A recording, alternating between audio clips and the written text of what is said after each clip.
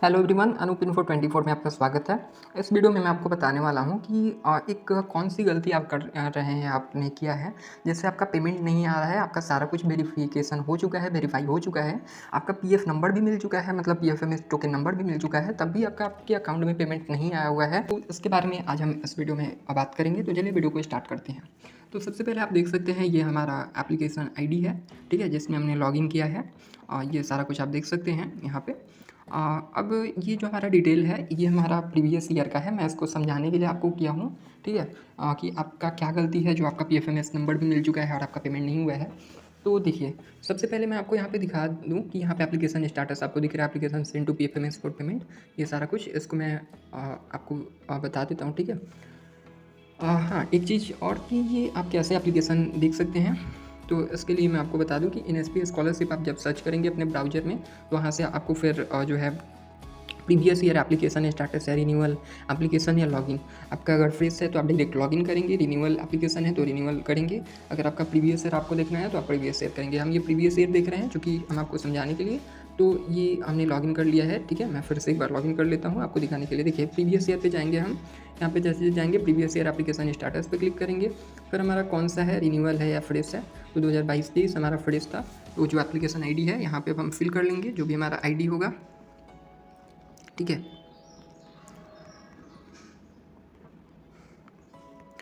फिर अपना password fill कर लेंगे। उसके बाद ये कैप्चा देख के हम यहाँ पे फिल कर देंगे। उसके बाद आपको लॉगिन पे क्लिक करना है। आपको दिख रहा होगा लॉगिन, इस पर आप क्लिक करेंगे। जैसे लॉगिन पे क्लिक करेंगे ये लोड होगा। लोड होने के बाद ये आपको स्टेटस दिख जाएगा, ठीक है। मैं इसको जूम कर देता हूँ पहले। ओके, तो चलिए देखिए, मैं आपको बताता हूँ कि आप देख सकते हैं करेंट स्टेटस आपको दिख रहा है, ये प्रीवियस ईयर का है। मैं फिर से आपको रिपीट कर रहा हूँ, एप्लीकेशन स्टेटस या एप्लीकेशन सेंड टू पीएफएमएस, ये सारा कुछ ठीक है। अब इसके बाद जो है ना, ये मैं आपको यहाँ से वेरिफिकेशन डिटेल से समझाता हूँ। तो सबसे पहले आप देख सकते हैं कि वेरिफिकेशन जो डिटेल है हमारा, कि पहले तो आप देख रहे हैं कि application verified by school institute college, ठीक है, इसमें हमारा यस है। फिर हमारा application verified by state board officer, इसमें यस है हमारा। एप्लीकेंट आधार वेरीफाइड, ये भी यस है। एप्लीकेंट फाउंड डुप्लीकेट तो नहीं था, तो ये भी नो है, तो ये भी सही है। इसके बाद selected for scholarship merit list, तो ये भी यस है, ठीक है। अब मेन जो आता है हमारा वो है scholarship amount processed from NSP to PFMS, ठीक है। तो ये आप देख सकते हैं scholarship amount processed from NSP to PFMS, ये भी यस है। पीएफएमएस टोकन नंबर हमें मिल चुका है। अब इसके बाद आगे आता है, ये तो वेरिफिकेशन जो भी डिटेल है वो आपको मिल गया है। यहाँ पे नीचे जो ये आप देख रहे हैं, ठीक है, ये आप जो नीचे देख रहे हैं यहाँ पे, ये वेरिफिकेशन डिटेल है, तो ये तो आप समझ सकते हैं देख के। अब इसके बाद आता है पेमेंट फाइल डिटेल्स, ठीक है। अब पेमेंट फाइल डिटेल्स में आपको टोकन नंबर यहाँ पे देखने को मिल रहा है, स्कॉलरशिप अमाउंट आपको मिल रहा है कि कितना मिला हुआ है, टोकन नंबर आपका क्या था, इसमें आपको गया हुआ है क्या एप्लीकेशन अकाउंट अपडेशन के लिए, ये सारा कुछ आपको, तो यहाँ पे कुछ नहीं है ऐसा। अकाउंट चेंज स्टेटस आपको यहाँ पे दिख रहा है। अब ये मेन चीज़ है, ठीक है, जो आपको समझना है वो ये है, account change status, account validation status और स्कॉलरशिप पेमेंट स्टेटस, ये तीन चीज़ आपको समझने हैं, ठीक है। अब इन तीनों के बारे में मैं आपको समझाता हूँ। तो सबसे पहले अकाउंट चेंज स्टेटस में आप देख सकते हैं कि हमारा अकाउंट स्टेटस जो है इन्हें लिखा हुआ है, फिर आईएफएससी कोड और हमारा जो अकाउंट नंबर है ये लिखा हुआ है, और बाकी फिर हमारा जो चेंज हुआ है, तो क्या वो हमने चेंज किया है कुछ फिर से, तो नहीं, ऐसा हमने नहीं किया था, तो ये इन्हें है।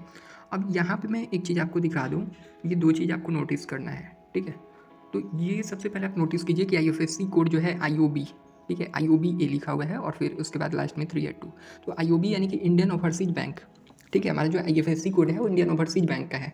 और दूसरा आप अकाउंट नंबर देख रहे हैं, provided during the application submission, यानी कि जो मैंने जो एप्लीकेशन आईडी में अपना जो बैंक अकाउंट नंबर दिया था वो इंडियन ओवरसीज का था, आईएफएससी कोड, और साथ में जो बैंक अकाउंट नंबर था वो 413 लास्ट में था, ठीक है। तो ये चीज़ तो आपने देख लिया। अब इसके बाद आप देखिए कि अकाउंट वैलिडेशन स्टेटस, आप अकाउंट वैलिडेशन स्टेटस जब देखेंगे तो यहाँ पे आपको दिख रहा है कि account validated and name matched as per NSP guidelines. अब एनएसपी गाइडलाइंस क्या होती हैं कि एनएसपी गाइडलाइंस आपकी एक सैंक्शन करती हैं, सैंक्शन ऑफ स्टेटस जिसको हम बोलते हैं। उसमें आपका जो मोबाइल नंबर होता है, जो आपका आधार नंबर रजिस्टर मोबाइल नंबर होता है, और आपका जो बैंक अकाउंट नंबर होता है, ये तीन को मैच किया जाता है, ठीक है, ये तीन को मैच किया जाता है। और इसमें आप दो भी कह सकते हैं कि अगर आपका जो बैंक अकाउंट नंबर है और अगर आपका जो आपका आधार नंबर है उसमें आपने कोई मोबाइल नंबर दिया होगा, ठीक है, जो आपका मोबाइल रजिस्टर नंबर है, वो दोनों को मैच किया जाता है। और ये होता है यूआईडी के थ्रू पेमेंट, आधार इनेबल्ड पेमेंट सिस्टम इसको हम बोलते हैं, ठीक है, AEPS। जैसे मैं आपको अब नीचे यहाँ पे दिखाता हूँ। तो यहाँ पे आप देख सकते हैं कि स्कॉलरशिप पेमेंट स्टाटस, यहाँ पे क्या लिखा हुआ है कि आपका जो स्कॉलरशिप पेमेंट है वो आपका आधार इनेबल पेमेंट सिस्टम यानी कि AEPS के थ्रू हुआ है। और ये आपका जो है वो क्रेडिट कहाँ पे हुआ है, तो आपका आधार लिंक्ड बैंक अकाउंट में हुआ है। अब यहाँ पे सबसे मेन नोटिस करने वाली चीज़ है आपको, जो आपका रीज़न है आपका पेमेंट नहीं आ रहा है या फिर जो भी है, कि आप यहाँ पे देख सकते हैं इंडियन ओवरसीज और आपको 413 लास्ट में हमने जो एप्लीकेशन सबमिशन के वक्त जो अपना अकाउंट नंबर और बैंक का दिया था डिटेल, ये आपको दिख रहा है।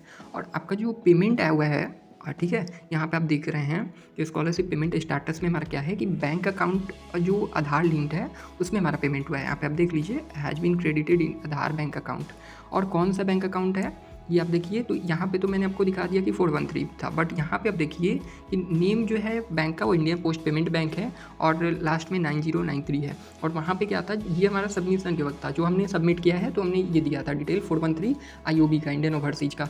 बट यहाँ पे जो हमारा क्रेडिट हुआ है इंडिया पोस्ट पेमेंट बैंक में हुआ है और 9093 है। तो आप ये देख सकते हैं कि अगर हमारा मोबाइल नंबर जो आधार नंबर है वो अगर लिंक नहीं होता है हमारे बैंक अकाउंट से, तो हमारा पेमेंट नहीं आता है। आपका जो प्रॉब्लम है उसका सॉल्यूशन ये है, मैं आपको बता दूं कि आपका जैसे अगर सारा कुछ वेरीफाई हो चुका है, जो भी आपका वेरिफिकेशन है सब कुछ वेरीफाई है, PF नंबर भी आपको मिल चुका है, आपका स्कॉलरशिप भी दिखा रहा है कि इतना अमाउंट है आपका, बट आपका पेमेंट नहीं आ रहा है, तो इसका प्रॉब्लम ये एक हो सकता है, जो मेन प्रॉब्लम है कि आपका जो अकाउंट नंबर है वो आधार इनेबल पेमेंट सिस्टम में नहीं हो रहा है। ठीक है, वो प्रोसेस नहीं कर पा रहा है। क्यों नहीं कर पा रहा है? क्योंकि आपका जो अकाउंट नंबर है उसमें आधार नंबर से जो आपका रजिस्टर मोबाइल नंबर था वो आपका उसमें यूज नहीं हुआ है, आपने दूसरे मोबाइल नंबर से यूज किया है, या फिर वहाँ पे आपको आधार लिंक नहीं है।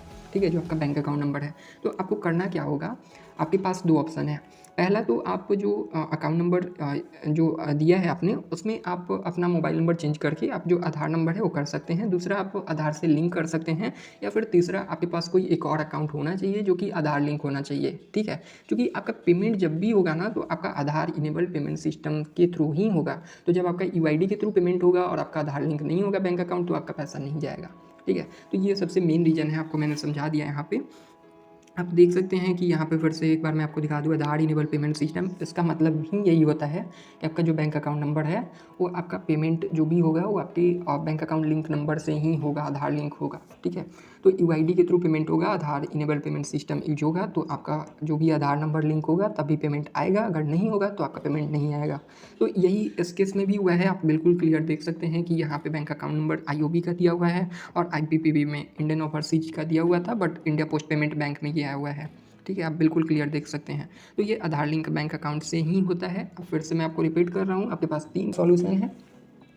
पहला जो है, आप आधार नंबर जो भी है अपना लिंक करवा लीजिए, जो भी आपका अकाउंट नंबर है, या फिर अपना मोबाइल नंबर चेंज करवा लीजिए जो आपका आधार रजिस्टर मोबाइल नंबर है, या तीसरा आप अपना कोई एक और अकाउंट ओपन करवा लीजिए, अगर होगा तो आ जाएगा आपका। ठीक है, आप उसमें चेक कीजिए। अगर आधार नंबर वाला लिंक मोबाइल नंबर नहीं है आपका और इसमें आप नहीं करवाना चाहते, तो आप दूसरा अकाउंट नंबर आपको ओपन करवाना होगा इसके पेमेंट के लिए। ठीक है, क्योंकि आपका आधार नंबर से ही ये पेमेंट जाएगा, UID थ्रू पेमेंट जाएगा।